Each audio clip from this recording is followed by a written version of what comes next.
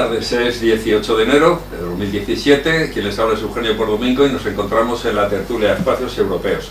Tertulia que pueden ver, escuchar y ver a través de iVoox, del periódico Espacios Europeos y también de YouTube. Bueno, pues hoy tenemos un tema especial, como hemos anunciado en el digital Espacios Europeos, sobre el tema de Siria y lo que hemos dado en llamar la paz armada que viene, y ahora veremos por qué. Bueno, pues hoy tenemos dos invitados especiales, sobre todo uno que hacía mucho tiempo que no sabíamos de él.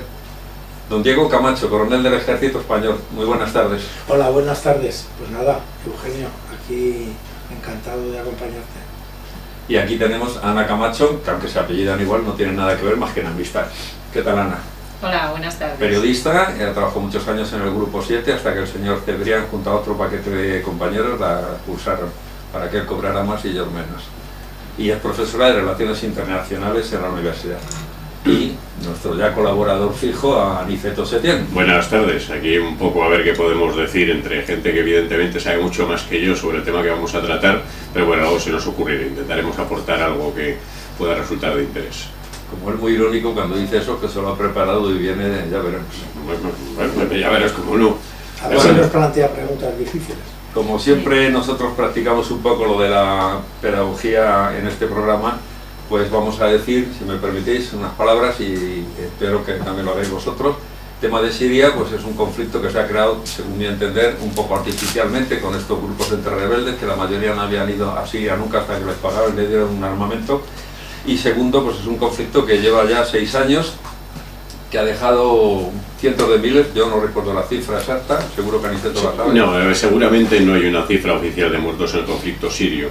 De todas maneras, seguramente incluso el propio origen puede ser más controvertido de lo que está planteando. Bueno, lo planteado simplesmente, ahora entraremos en el tema. Pero yo no quería meterme en el tema suní, ni chiita, ni todo esto, pero lo trataremos.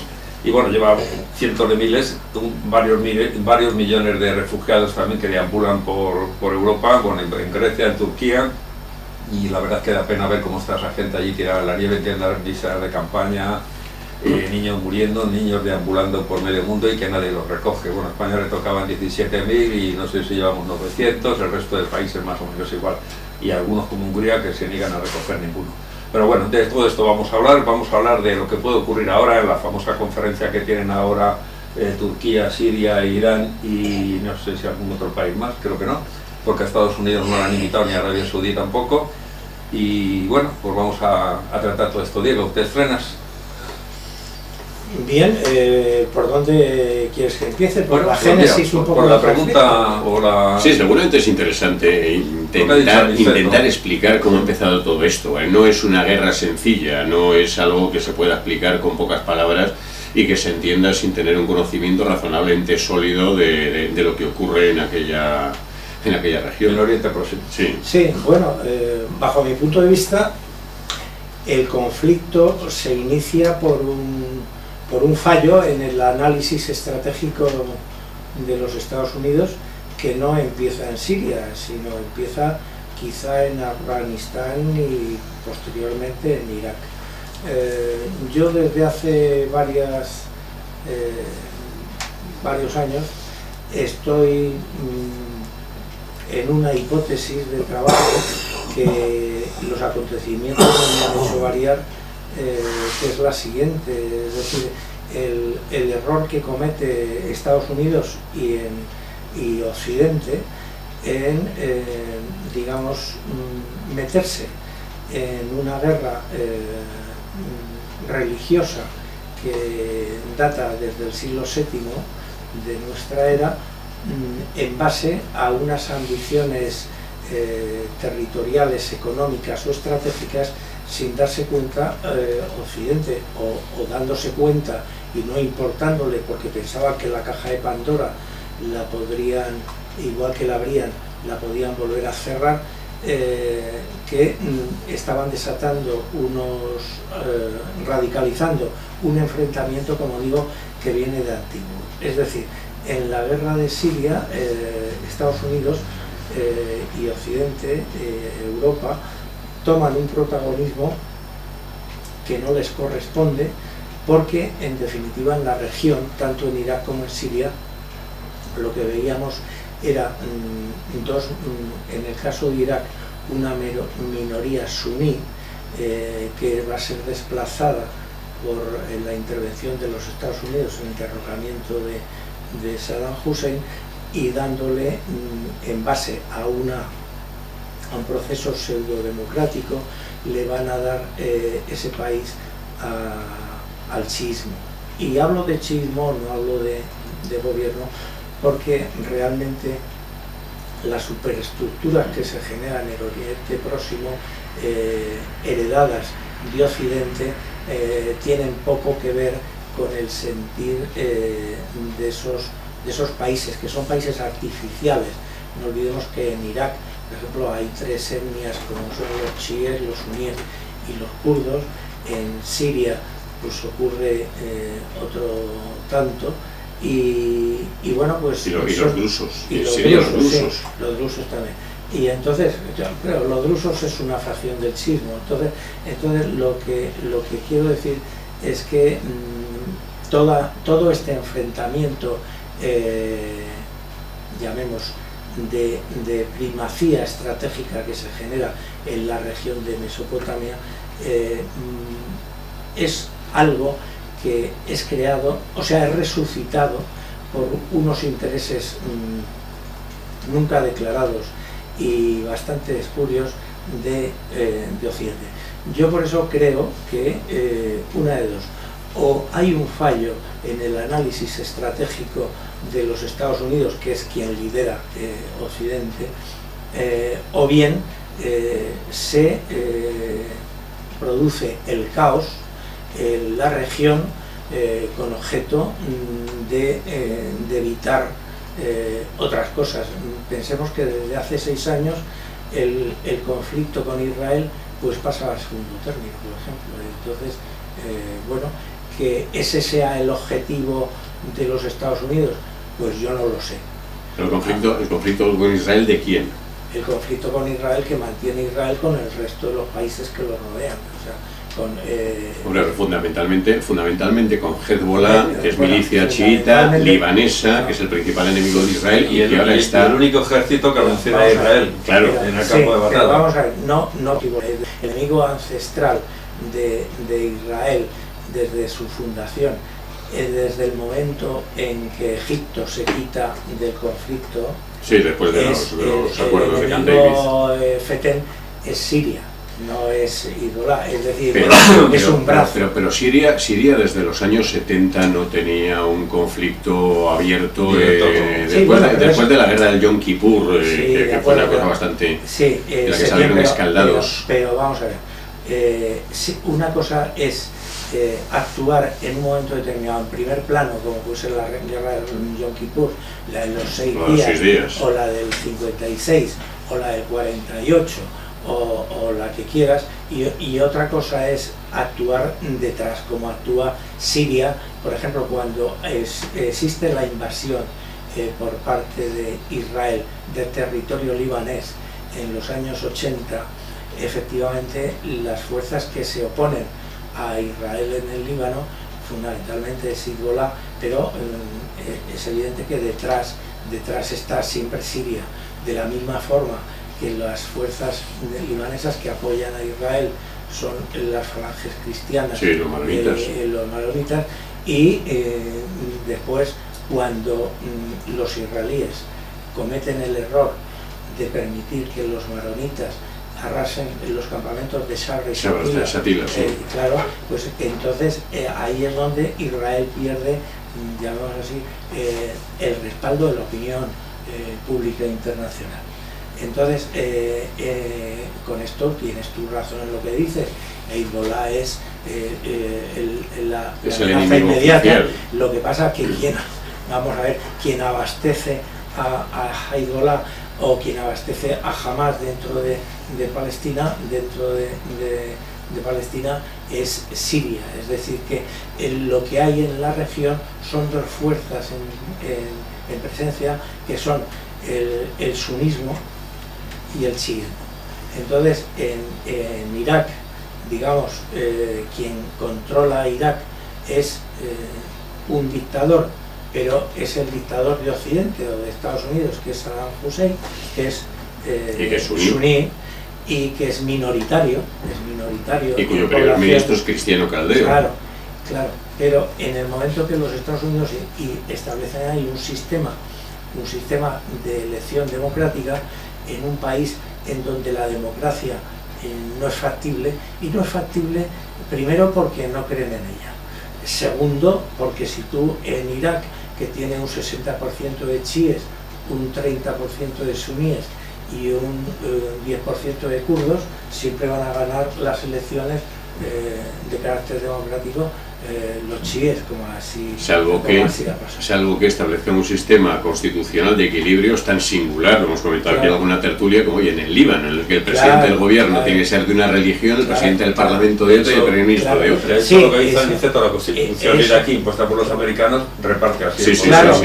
Eso es un modelo que se implanta en el Líbano con los acuerdos de Taif, de Arabia Saudí, que se produce lo que dice Aniceto, que viene de un acuerdo que no viene de la conferencia de Taif en Arabia Saudí de los años 60, sino viene del siglo XIX, cuando se llegó a un arreglo entre digamos, el gobierno francés que estaba interviniendo, el gobierno de Napoleón III que estaba interviniendo en el Líbano, y las fuerzas en presencia que se oponían a la influencia francesa. Por el Imperio Otomano, que era aquí la potencia mayoritaria en toda aquella región. Entonces, ese acuerdo de Taif a mí me parece enormemente positivo, porque efectivamente, como en el Líbano el presidente es cristiano maronita, el primer ministro es sunita y el presidente de la Asamblea chiita.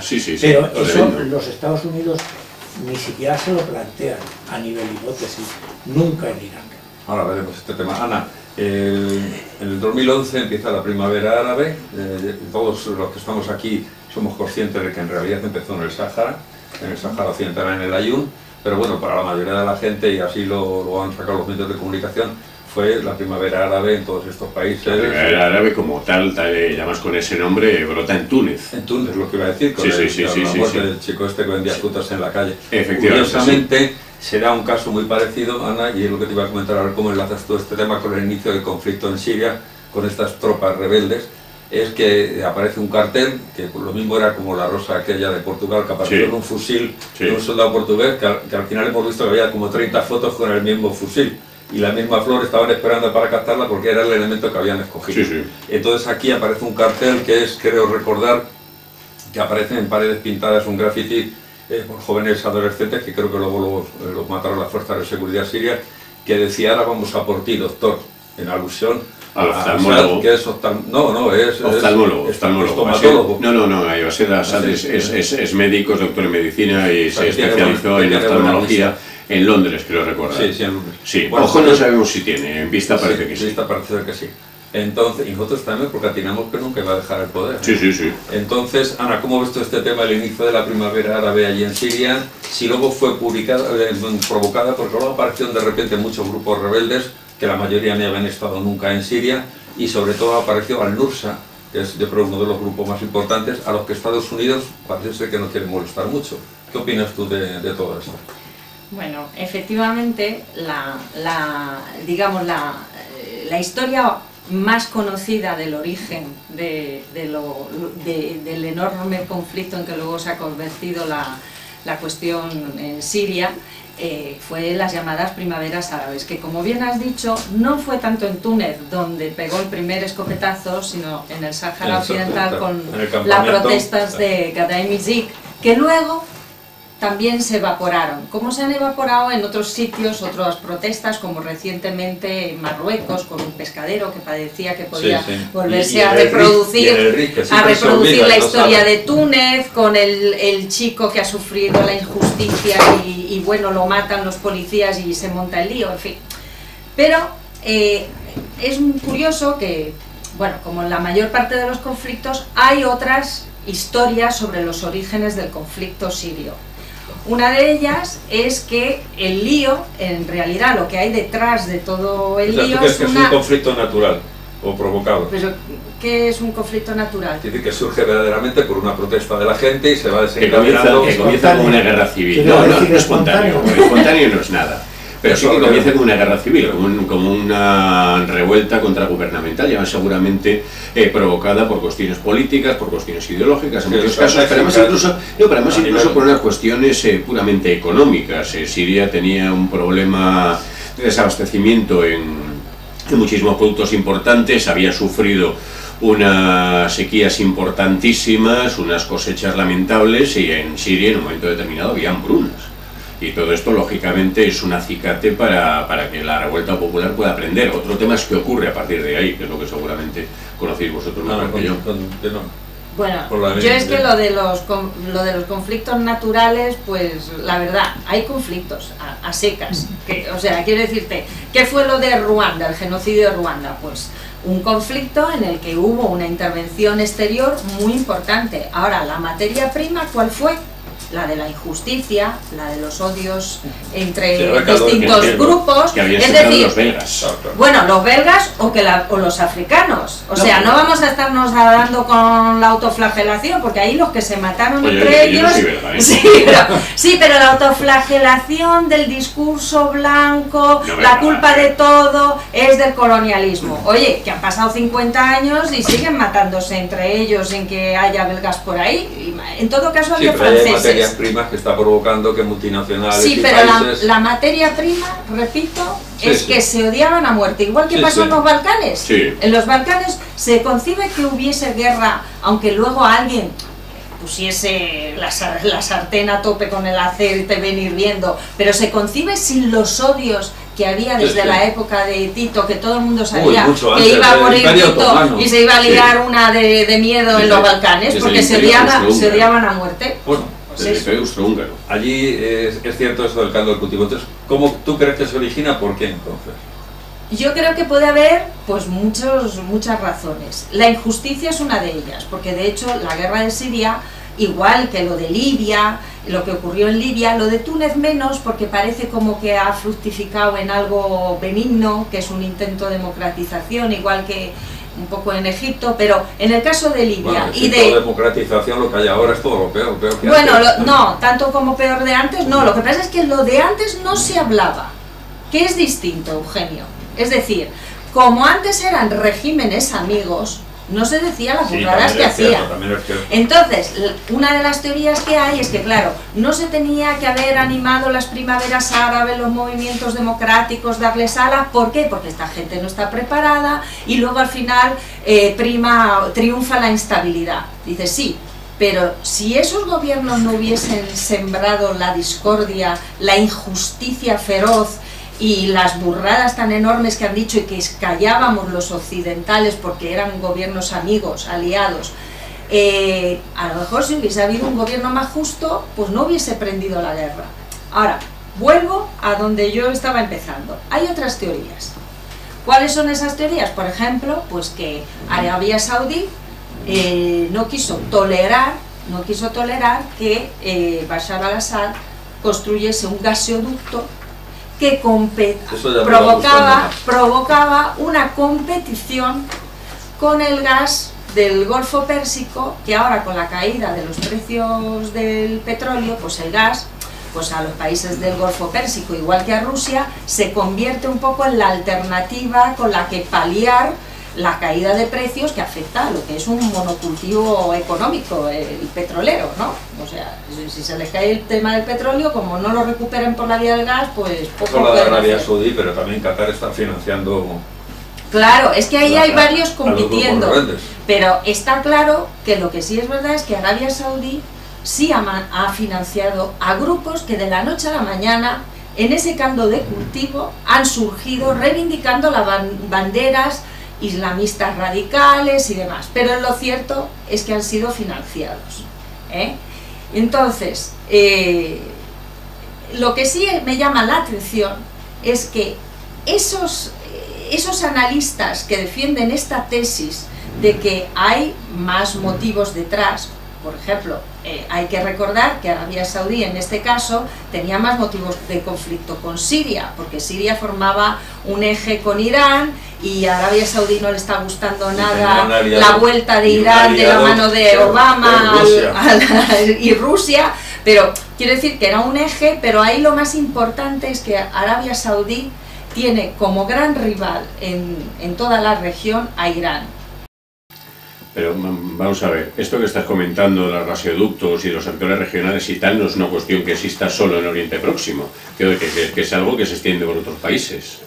Muy oportuna la intervención, Aniceto.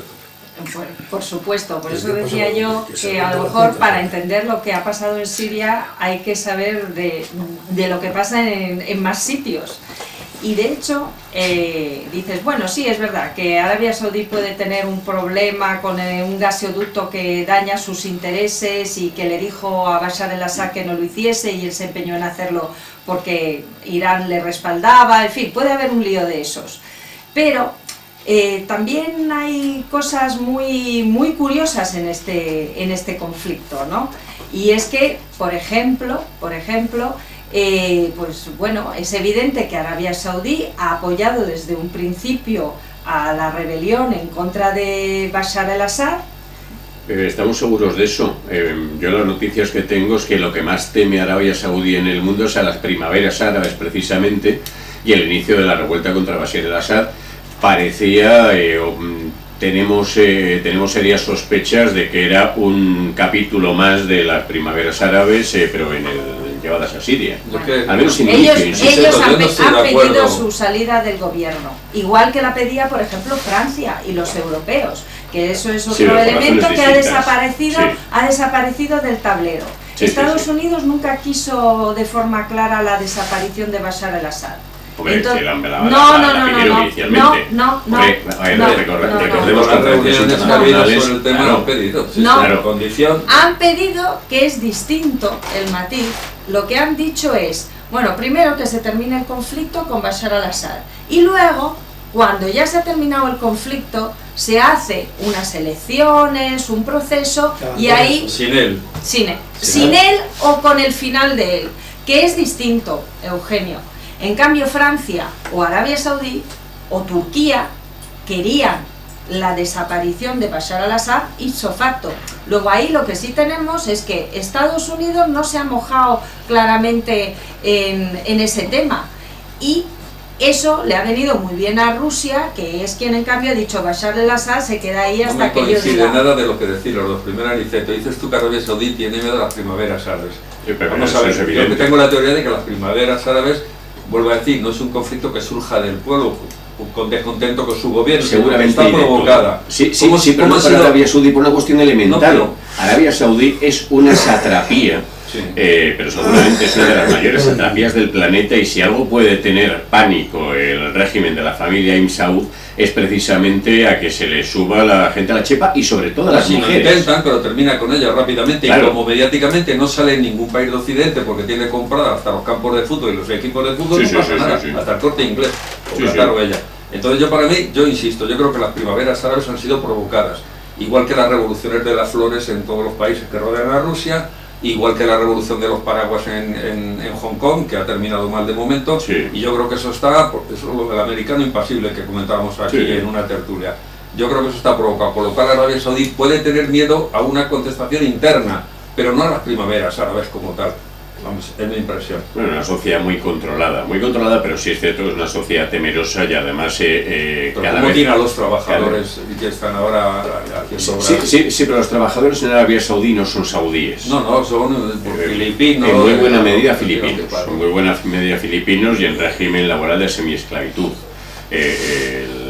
Arabia Saudí es un país extraordinariamente singular, del que también algún día tendríamos que hablar despacio, y con unos intereses geoestratégicos muy extraños y a veces difíciles de entender a día de hoy. Tiene la maleta muy llena de dinero. Efectivamente, sí, porque tienen toda la pasta del mundo. Compran Avantia y lo que quieran. Pero temen, tienes razón en lo que dice Aniceto. Perdón. En el sentido de que un estado de opinión pública, como a veces se genera a partir de esto de las primaveras árabes, pero el efecto de amplificación que tiene en Occidente y tal, eso evidentemente a monarquías feudales como la de Arabia Saudí no le interesa nada. Entonces, evidentemente, no porque ellos tengan miedo a que esas primaveras árabes vayan a derivar en gobiernos democráticos, porque mientras los países islámicos no separen el Corán del Estado, es decir, no haya un laicismo dentro del concepto de Estado, no hay ningún peligro a que la democracia pueda arraigar en ningún país árabe. Pues hasta que no haya concilio de Trento en el Islam. Bueno, pero es que el problema que tiene el Islam en relación, si lo comparamos con la doctrina cristiana, es que la doctrina cristiana ha evolucionado gracias a los heterodoxos, a base de gracias a las herejías. Es decir, la concepción cristiana en el siglo XX o XXI no es exactamente igual que la que existía en el siglo XVI en Europa. Entonces, ¿qué pasa en el Islam? En el Islam la religión no se alimenta de una verdad revelada como pasa en el cristianismo con los evangelios del Nuevo Testamento. En el Islam, que significa sumisión, la religión se basa en la palabra de Dios. Es decir, el Corán no es la palabra de Mahoma, igual que en la religión cristiana el Evangelio según San Juan o tal. En el Islam no es la palabra de Mahoma, es la palabra de Dios. Y entonces, al ser la palabra de Dios, por eso existe ese hermetismo a la hora de interpretación. Y te doy un dato: la imprenta se inventa en el siglo XV y el Corán se escribe por primera vez en el siglo VII. Es decir, que está 7 siglos, está el Corán, en donde se editan los textos del Corán en árabe, porque es la lengua sagrada, y países como que adoptan la religión musulmana recitan las suras del Corán en árabe sin saber árabe, porque es una religión sagrada. Pero igual que hasta el Concilio Vaticano II en nuestras iglesias se rezaba en latín y la gente no sabía latín. Pero hemos evolucionado, claro. Pero es lo que decía antes, que gracias a los heterodoxos, gracias a la herejía, tal, la doctrina inicial de la Iglesia se va, digamos, adaptando, y después hay un movimiento claro que es la Revolución Francesa, en donde pues se inicia un proceso ya imparable de separar el tema temporal del tema espiritual. Pero en el Islam, en los países islámicos, en definitiva, son países que no pueden declarar su separación Iglesia-Estado. Y entonces el radicalismo musulmán precisamente surge en relación con los fracasos que ha habido en el Islam. Primero con las cruzadas, es decir, cuando viene la amenaza de los cristianos que invaden el reino de Jerusalén y tal, después de la Segunda Guerra Mundial, cuando viene el rebrote del islamismo originario de los hermanos musulmanes del periodo entre guerras, pues viene cuando el proceso de modernización de las repúblicas como naserianas del Baas en Siria, Egipto y tal, han fracasado, y entonces una gran gente desheredada ve otra vez en el Corán una esperanza, ve una forma de salir de una situación de miseria endémica en la que están sin ningún horizonte después. Vale, volvemos al 2017, Ana, y yo te quería contestar a ti y también sobre el tema del papel de Estados Unidos, que tú decías de alguna forma, dejabas ahí a Estados Unidos como un monje apartado, orando, como si no tuviera nada que ver en el tema de Siria. Yo creo que todo lo contrario. Yo creo que Estados Unidos, y bueno, aquí está nuestro amigo Diego, con el que he discutido y debatido mucho sobre el tema de Kissinger, que a mí me parece lo que es, y la palabra empieza por A, y a él le parece un gran estratega, que lo es como profesor. Empieza por A y termina por asesino. Vamos a ver, sí. Pero te voy a decir una cosa. No, perdón, digo, si no te importa, porque si no es que pierdo el hilo. Un segundito. Yo le quería decir a Ana que el papel de Estados Unidos ahí es de aplicar una geoestrategia, de que hemos hablado muchas veces de ello, la doctrina Monroe. Yo creo que América para los americanos y el mundo para los americanos. O sea, yo creo Si me permites, se me está mirando con una cara así circunspecta que no sé qué quiere decir. Bueno... menos mal que te ven por televisión. No sé, yo es que a lo mejor me he explicado mal, pero no digo que Estados Unidos se haya quedado apartado. Lo que sí digo es que con todo el armamento de Arabia Saudí y todo esto, de la mayor parte, es a lo que está vendiendo España, pues la mayor parte de Estados Unidos, ¿no? Y sabe a quién se lo vende, a un país en guerra. Bueno, pero ellos... un país que masacra a otros, no se nos olvide, porque no estamos hablando de Bahrein, no estamos hablando de Yemen, no estamos hablando de otros sitios. Ha sacado un instituto que llevan entre Siria, Irak, Yemen y no sé qué otro país, cerca de 300.000 bombas de alto calibre. Sí, sí. 300.000 bombas de alto calibre. Ya sin hablar de drones y de otra serie de cosas. Pero has mencionado aquí, Singer, has dejado ahí navegando una idea sin especificarla. Pero vamos a ver, lo que hay que empezar por decir es que un estratega, llámese Kissinger, Talleyrand, yo que sé, Fernando el Católico, es un estratega bueno cuando, digamos, cumple los intereses de su país, no del tuyo. Yo estoy de acuerdo con eso. Se claro, puede ser bueno, a eso me refería yo.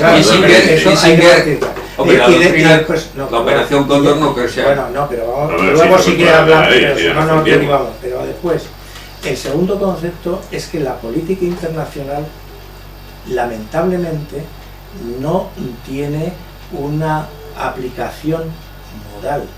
Es decir, la política internacional, desgraciadamente, en el mundo, se aplica en base a intereses, no en base a principios éticos. Y no intereses de los pueblos, claro, sino a intereses de determinadas élites de los pueblos, que es lo terrible. De acuerdo, pero te quiero decir que el día que la política internacional, que eso ha sido el intento primero de la Sociedad de Naciones, después de la ONU, intentos fallidos, el día en que las relaciones internacionales estén presididas por un derecho de gentes y por un derecho humano, la civilización habrá dado un paso hacia adelante. Pero estamos todavía en ese sentido, bajo mi punto de vista, lamentablemente anclados en el Renacimiento. Volvemos, señores, 2017, Siria. Sí, bueno. En Kazajistán... No, pero que como antes has hecho esa relación con Kissinger, he tenido con Diego y tal, y dice una palabra que empieza a hablar, es que Kissinger, evidentemente, igual que otros políticos anglosajones o franceses, han sido enormemente nefastos para los intereses españoles. Eso no quiere decir que fueran para sus países unos grandes estrategas y unos grandes políticos. El cardenal Richelieu fue un tío brutal. Y ha sido nefasto para la humanidad también. Sí, pero eso es distinto. Yo estoy de acuerdo, con lo que plantea Diego. No, bueno, estaré de acuerdo, ¿no? Pero yo también estoy de acuerdo con lo que yo estoy diciendo. Pero que no puede llevar a cabo una estrategia, pero te está llevando por medio pero que no es incompatible lo que estáis diciendo. No es incompatible, es compatible, claro. Lo estamos viendo. Pero tú conoces alguna potencia con afán de potencia, o sea, con ambición de potencia, y que no haga una política cruel. Pero perdonad. A ver, ¿conoces alguno? No, pero es que a lo mejor a Kissinger le van a dar el premio Nobel también, como se le han dado un señor antes de empezar a trabajar. Kissinger tiene el premio Nobel de la Paz. Premio Nobel, ya lo sé, y Arafat y tal, sí. No. Vamos a ver a Begin. Bueno. Hombre, lo que te quiero decir, que desde que, sobre todo en el mundo anglosajón, desde que el primer ministro Palmerston en el siglo XVIII dijo: Inglaterra o Gran Bretaña no tiene amigos ni enemigos eternos, tiene intereses eternos que defender, y en ese sentido se va a mover la política de Gran Bretaña.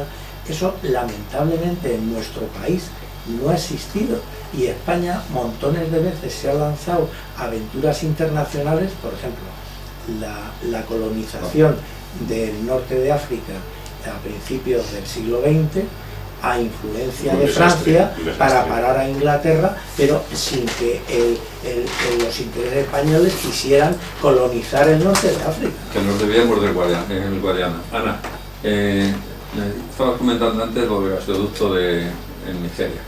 Bueno, creo que es un tema también importante. Bueno, yo lo que digo es que es curioso que hay unas webs con una gran profusión de datos sobre cómo detrás de esta guerra lo que hay es un sabotaje por parte de países del Golfo Pérsico contra un proyecto de gasoducto que favorecía el transporte del gas de Irán. Y que, bueno, esos países que compiten, que rivalizan, utilizando una falsa bandera, la del Islam, que es muy fácil manipular por ahí, además si hay dinero más, porque cuando hay dinero pues todo es posible, para convencer a la gente, y pues estalla la guerra para impedir que Bashar al-Assad pues construya este gasoducto. Lo que sí es muy sorprendente es que estas webs, que algunas son muy conocidas, con esta teoría, que con gran profusión de datos, además muy antiamericanas, muy en tu línea, no, sin embargo, sí, porque quiero decirte, lo que me has dicho antes es un poco un tema muy de esa fibrilla que tenemos, fibrilla que tenemos los españoles de, ante todo los americanos son muy malos, que dice, bueno, pues serán malos, serán buenos, según quién, para quién, ¿sabes? Porque la política es así. Lo que sí es verdad es que ha habido unas grandes protestas porque Estados Unidos, y eso por ejemplo Francia protestó, porque Estados Unidos no permitía la intervención en Siria como algunos pedían para eliminar a Bashar al-Assad. Y eso por ejemplo Francia y Alemania se quejaron. Y Francia y Alemania dijeron que Rusia no podía estar en el tablero. Y hay que tener mucho cuidado, Eugenio, con lo que dicen los políticos y con lo que luego está ocurriendo de verdad. Lo que nos dicen muchas veces son cortinas de humo para distraernos. La verdad es que antes había una mesa supuestamente internacional para discutir el tema de Siria, en la que se sentaba un montón de gente, incluyendo medianas potencias como Turquía y demás, y de pronto se supone que Estados Unidos y Rusia están muy enfrentados, muy peleados, son el enemigo mutuo, pero oye... Y negociaban a dúo. Pero están negociando a dúo, y todos los demás han desaparecido de la película.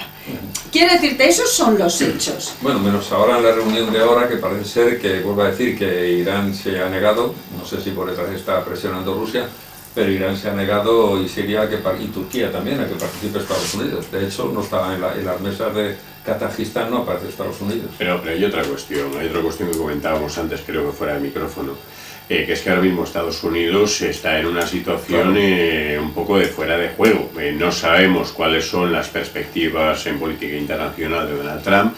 No sabemos lo que sabe Donald Trump de política internacional. Yo me estaba acordando antes, lo comentamos también de Bush, cuando no era capaz de decir Greek y decía Grecian, para que nos entendamos, a los griegos los llamaba grecianos.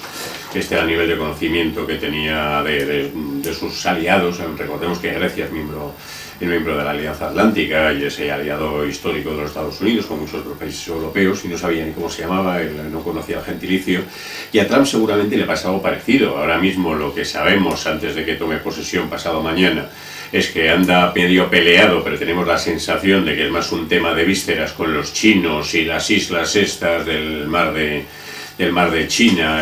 Me han salido diciendo bobadas que no van a ningún sitio, y además los chinos, que son gente de suyo prudente, han atajado por la vía de apremio.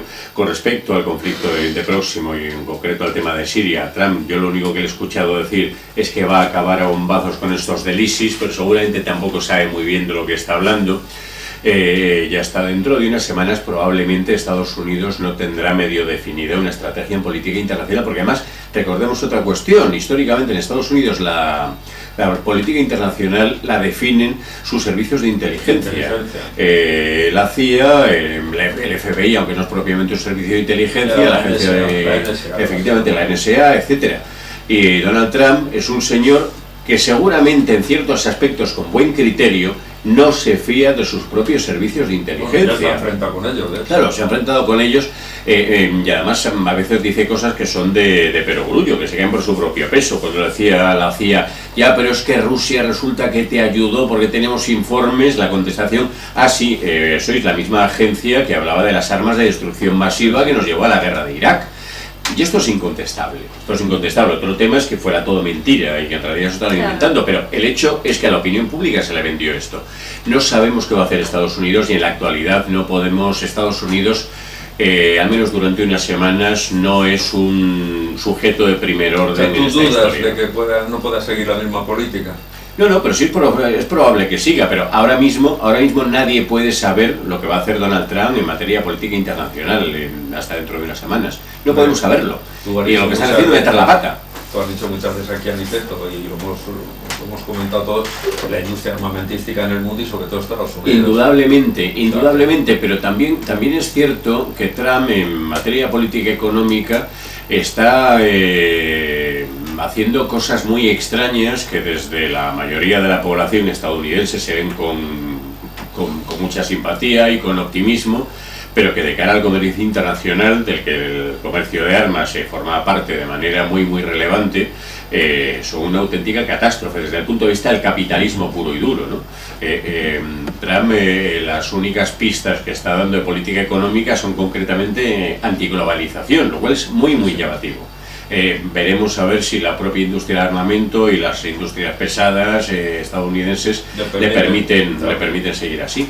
Oye, por terminar con el tema de una pequeña observación. ¿No te parece así un poco llamativo que el tema de Ucrania haya desaparecido del escenario? Bueno, ¿No os parece llamativo? Sí. Hoy no hemos vuelto a hablar de Crimea para nada, ni de sanciones a Rusia, ¿Cuántos tanques ha llevado la semana pasada la OTAN a la frontera rusa? A ver, y a Noruega también. Claro, sí. El cerco continúa. El cerco continúa, pero ojo, ¿es realmente por el tema de Ucrania o porque se está utilizando eso, como dice Donald Trump? Es que a mí lo que de verdad me gustaría es que en realidad los rusos pues dejasen de tener tanta arma nuclear, que disminuyesen el calibre. Pero está claro, las bases que se están colocando en las fronteras con Rusia, en países de la antigua Unión Soviética, y las barreras antimisiles como la de Polonia, y las cárteles que han tenido con el tema de los islamistas y todo esto, desde luego eso no se colocan. Claro, es decir, que a lo mejor hemos estado hablando de Ucrania, de Crimea y demás, pero en realidad de lo que se está hablando de verdad es de ese escudo antimisiles en Europa del Este, que a Putin no le gustó nada. Hombre, es que apuntan directamente. Claro. Pero que al mismo tiempo recuerda esas maniobras de la Guerra Fría, pues para lograr que el otro lado dejase o aflojase el tema del armamento nuclear, ¿sabes? En plan disuasorio. Es decir, porque eso sí que lo ha dicho Donald Trump, y sin embargo le han acusado, que esa es otra, no tendrán idea de política exterior, pero sin embargo dicen que ha hecho muchos negocios con Putin, con lo cual le va a llevar la ventaja a muchos políticos norteamericanos Rusia, en cuanto a conocer gente de Moscú, en decisión, ¿no? ¿Qué os parece? Más ejecutiva de Estados Unidos, porque lo de Alepo lo ha terminado en meses. Putin es más ejecutivo, es más expeditivo. Al hablar de Rusia me refiero a él, que es el que manda. Claro. Putin es un hombre extraordinariamente expeditivo, pero estamos hablando de dos personalidades radicalmente distintas. Es muy frío, Barack Obama y la de... Vamos a ver, Barack Obama es un señor razonablemente guapo, bien plantado, licenciado en Derecho por una de las mejores universidades del mundo, alto y que seguramente tiene pocos complejos. Putin es un señor bajito, feo y agente de la KGB y con una mala leche que pa' qué. Claro, efectivamente, pero es que es interesante ver el fortísimo contraste de personalidades de del uno y el otro. El otro necesita constantemente ponerse en valor, Obama no. ¿Agente de la KGB? Putin. Sí, dices Putin sí, pero claro. No, Putin no estudió en Harvard. Sí. No, estaba pensando en Donald Trump, como le acusan de ser del KGB también. No, estaba pensando en Obama. Aunque luego que Hillary Clinton dice que quien ayudó de verdad, a quien ayudaron de verdad los servicios secretos fue a Donald Trump, que lo dijo claramente el día de su derrota, que el FBI, quien ayudó de verdad a la hora de la verdad en los momentos críticos fue a Donald Trump. Bueno, perdona que insista, esto me decía, ¿cómo creéis que puede afectar a la política mundial? Porque la verdad es que el conflicto de Siria ha sido muy gordo, hemos destrozado, por decir entre comillas, la humanidad. No. El conflicto de Siria está lejos de haber terminado. De haber terminado, efectivamente, eso es lo que yo iba a decir. Tenemos ahí billones, además de refugiados, que parece ser que ha sido también dentro de esta geoestratégica, no sé por quién ha sido diseñada, pero de presionar a Europa, porque de alguna forma está creando un conflicto también en la Unión Europea, el tema de los refugiados, con la actitud de Polonia, de Hungría, Alemania, que al principio sí, ahora no, los grupos de extrema derecha que están... El origen del Brexit. Del Brexit, sí. Bueno, o sea, es el origen oficial, bueno, porque sí, claro, ahora de pronto están muy enfadados por unos cuantos refugiados, porque son unos cuantos los refugiados que han entrado por la guerra de Siria en Europa, comparados con todos la inmigración, la oleada masiva de inmigración que ha tenido Inglaterra en estos años a través de sus aeropuertos, y no se han quejado nunca. Lo que pasa es que ¿estamos seguros de que sea la inmigración? ¿O hay otro proyecto como esa cosa que han dicho de ser un paraíso fiscal? Que, hombre, oye, pues lo que es a lo mejor vamos a ser un paraíso fiscal. Pero lo que es para echarse a temblar, bajo mi punto de vista, es que cuando Gran Bretaña, digamos, se desvincula del proyecto europeo, del proyecto político europeo, que es la Unión Europea, pues realmente puede producirse dentro de lo posible un efecto dominó, porque claro, veremos cómo negocia Bruselas con Londres, porque realmente de esa negociación a muchos socios les puede resultar pues mucho más conveniente el recuperar parte de su independencia y coger un modelo británico si se asegura pues lo que quieren asegurar los británicos, Diego, que es el mercado único. Yo te haría dos preguntas. Primero, ¿el Reino Unido qué moneda tenía? La libra. No era el euro. No. En las operaciones militares de Estados Unidos, ¿quién era el primer país que se sumaba a ellas? Inglaterra. Claro. O sea, es que iba a su aire, o sea, no digamos ahora que es que parece que es que abandona Europa, nunca está en Europa, ha sido para mí el gran espía de Estados Unidos. Y no, desde el momento en que estaba en territorio Schengen y desde el momento en que formaba parte, aunque en una moneda distinta, de la Unión Europea. ¿Importante? No, a ver, es importante, pero que no es determinante. Efectivamente, bueno, el levantamiento de los aranceles aduaneros sí determina de una manera fundamental el desarrollo del capitalismo en distintos países. Y la globalización está diseñada para mejorar el sistema capitalista. Lo que pasa es que el sistema capitalista no mejora la vida de la mayoría de las personas, que eso es lo que la mayoría de las personas, también en el Reino Unido, seguramente están empezando a ver. Y seguramente con ojos turbios y seguramente de manera equivocada, pero hay un hecho material, y es que es muy fácil vender la idea. Yo lo he dicho aquí alguna vez en antena. En Cantabria, que es mi región de procedencia, lo que sabe el ganadero cántabro es que en un momento determinado antes tenía vacas y ahora no las tiene. Es así de sencillo. Y el nivel de vida del ganadero medio hoy es sensiblemente peor de lo que era hace 40 años. Sí, a mí lo que quiero decir es que lo que me preocupa del Brexit es que empiece a generarse una dinámica de política exterior donde se trate de crear un frente global, pero puramente anglo, es decir, Australia, Nueva Zelanda, Canadá, Commonwealth, Commonwealth, los 5 ojos. Porque, claro, eso que está a nivel de inteligencia, de superpuesto y tal, el que se genere esa dinámica a nivel global, político, internacional, sí que afecta a los intereses europeos. ¿Por qué?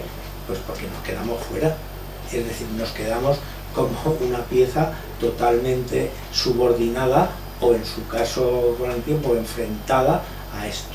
Entonces, por eso decía yo antes, en esta situación, bajo mi punto de vista, lo positivo que era para España desde el punto de vista de la defensa el tema de Morón, cuando en un tema, digamos, aséptico, bueno, pues el tener bases extranjeras en tu país, pues siempre es una cosa que... Perdona, que Morón no es una base extranjera, es una base permanente que hemos entregado a Estados Unidos, indefinidamente, es como Guantánamo. Exactamente, pero... O sea, peor todavía.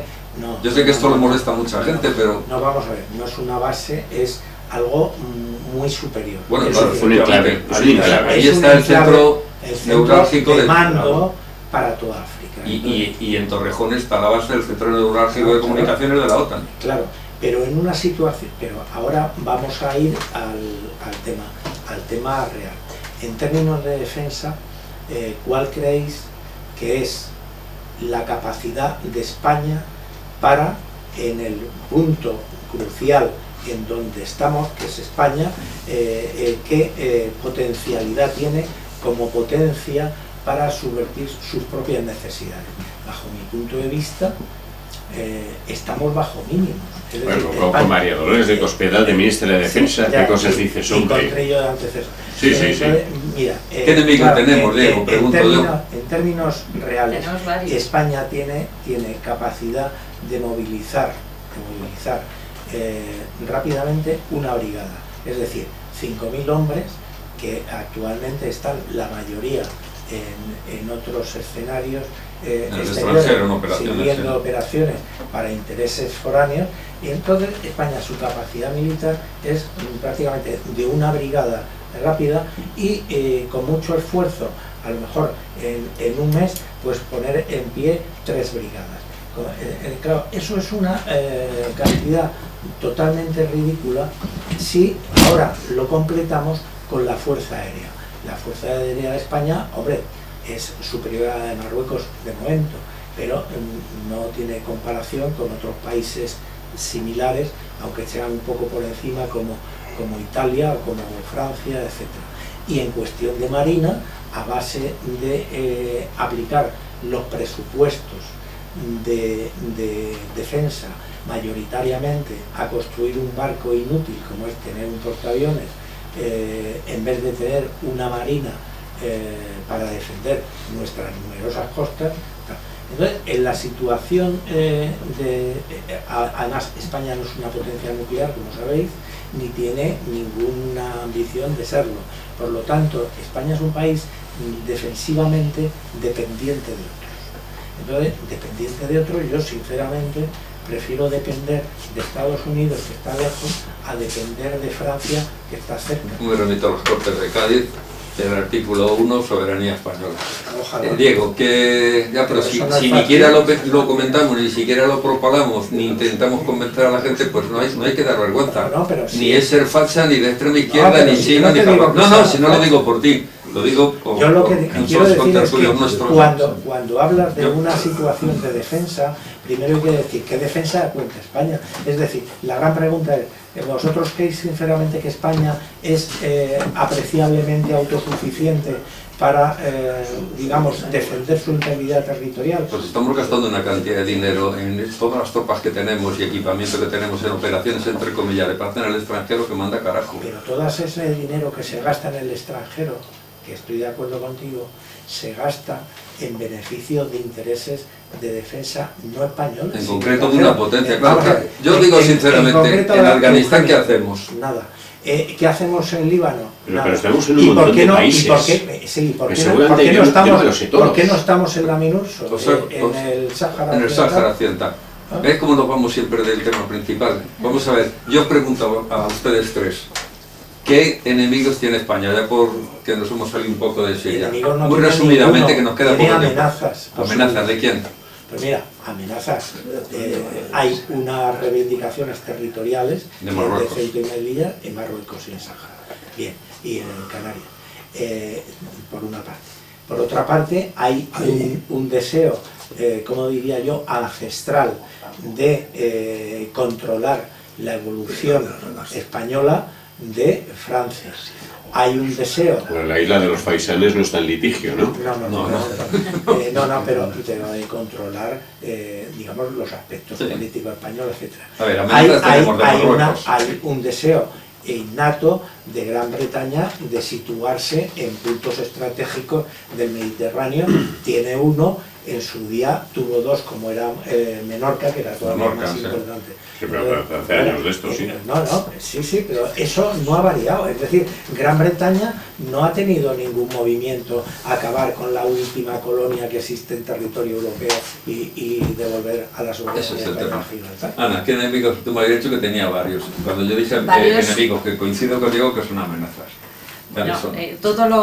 todo tipo de interés encontrado pues genera enemigos. Por ejemplo, España pues ha generado muchos enemigos con contenciosos como Gibraltar, como el Sáhara Occidental, no solo con Marruecos sino con Francia, o sea, tenemos una pila. Pero tú fíjate, volvería al tema de los gasoductos, porque yo me empollé mucho... ¿Me permites que simplemente nos digan Niceto que amenaza el BEL y volvemos a los gasoductos? Pues claro. Es un tema más largo de analizar, bueno, pero yo no percibo que haya mayores amenazas que las de Ceuta y Melilla, que además es un tema que tendría que negociarse con Marruecos de alguna manera, porque no puede ser de manera permanente y eterna un foco de tensión que para lo que sirve es para mantener los ejércitos de los respectivos países en estado de alerta.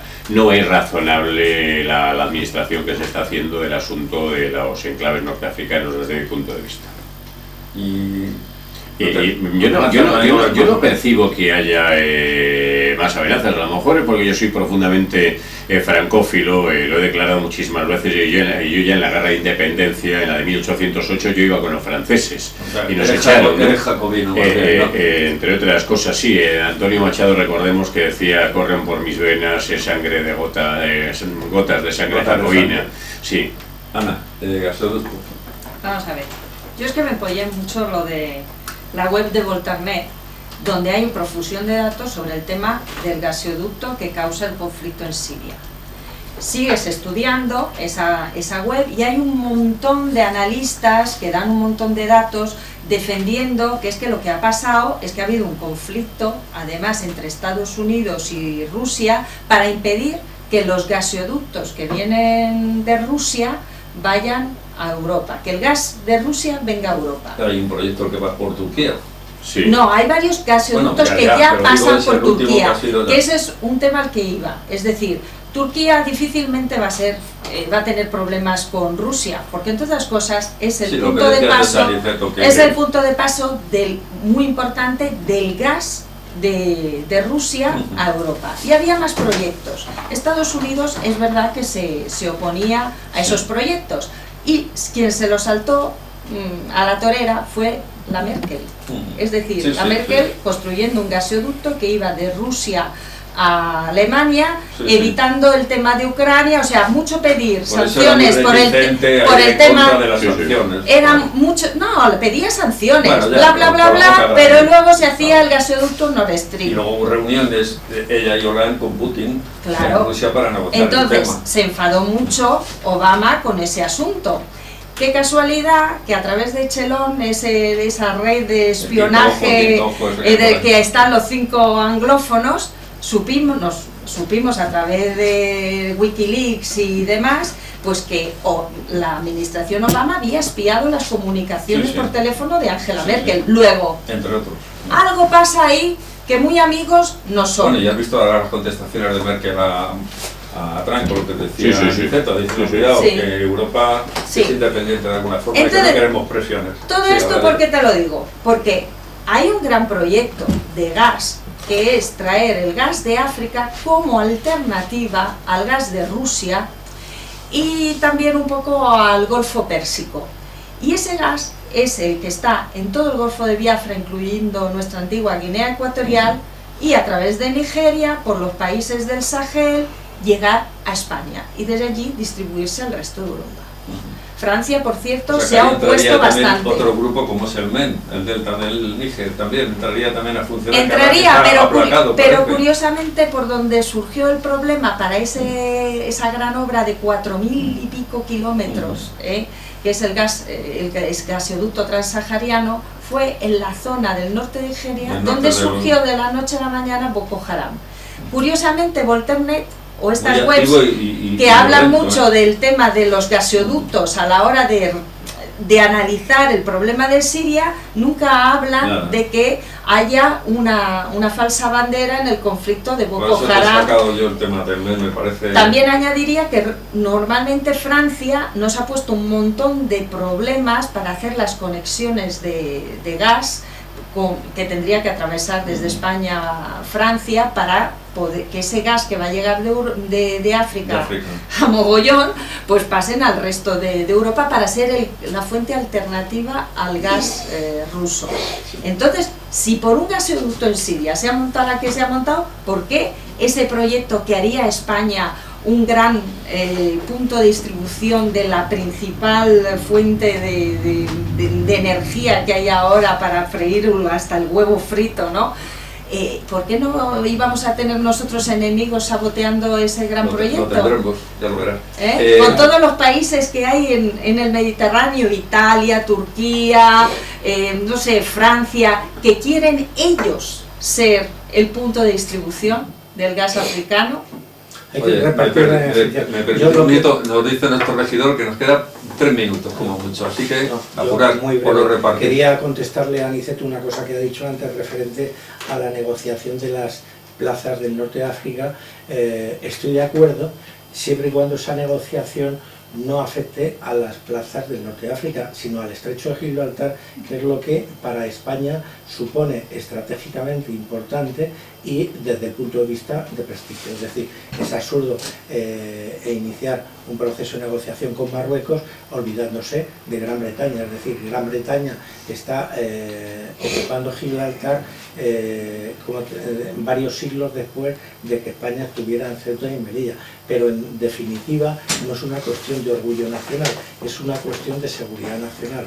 Y España tiene algo que decir en el estrecho de Gibraltar. Entonces, yo estoy de acuerdo con lo que has dicho, matizando si se mete en esa negociación a 2 bilateral, una negociación a 3 con Gran Bretaña, que debe ir y en el mismo paquete. O a 4 con los propios gibraltareños, porque uno de los muchísimos problemas que hay con el tema de Gibraltar es que los propios gibraltareños no tienen de manera muy mayoritaria ninguna intención en ser españoles ni británicos. Claro, pero es que voy a hacer una matización que a lo mejor nuestros oyentes no saben. Los gibraltareños actuales no son la población autóctona de Gibraltar. Es decir, la población autóctona de Gibraltar, cuando conquista Gran Bretaña en nombre de genoveses, fundamentalmente indios. Se establecieron en La Línea y en San Roque. Es decir, que la población que hay en Gibraltar es una población colonial, no autóctona. En buena medida, sí. Claro, con lo cual, desde el punto de vista del derecho internacional, no es lo mismo lo que tiene que decir una población autóctona que una población metida. Señores, este debate, si me permitís, lo digo por el tiempo, lo dejamos por otro día, que me parece además muy interesante. Es interesante, sí. Para que quede la última reflexión. Si quieres, métete con el tema de Siria. El tema de Siria. Bueno, yo creo que es un tema que es una pieza de un gran ajedrez geoestratégico en el que están varias peleas regionales e internacionales y luchas de poder entre grandes potencias y medianas potencias. Porque hemos olvidado el tema de Yemen, pero es que Yemen lleva camino de ser otra Siria, sí, lo que pasa es que está más esquinado. Parece una bobada, pero está más esquinado. Y para nosotros son, entre comillas, como menos civilizados. Parece que no se los tiene en cuenta, pero lo de Yemen... Y que no olvide la gente que esa zona fue el nacimiento del mundo occidental. El cristianismo surgió allí, no surgió en Roma. Y la reina de Entre otras cosas. Y de ese tema hemos hablado muchas veces de Mesopotamia, pero que de Moca. Todo esto. Bueno, los primeros... No sé ni el tiempo que estamos, pero creo que nos hemos pasado. Muchas gracias a Diego Camacho, te queremos volver a ver por aquí más veces. Y trataremos el tema de Gibraltar, que a mí me gusta mucho.